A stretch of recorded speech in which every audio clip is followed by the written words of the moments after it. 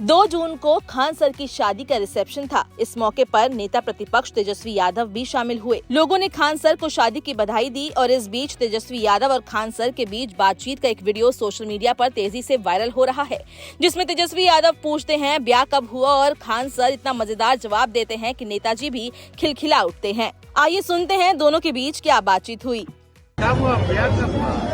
ये अभी जो इंडिया पाकिस्तान का कॉन्फ्लिक्ट चल रहा था, उसी बीच एकदम मॉडल आप ही का था सर। एकदम चुपचाप से करके बाद में बताना है। बस परिवार के लोग बस 12-13 लोग थे सर। बस जैसे आप किए ना, वैसे हमको लगा कि हम कैसे करेंगे, तो हमने सोचा कि कहाँ से कॉपी करें आप ही का कॉन्फ्लिक्ट।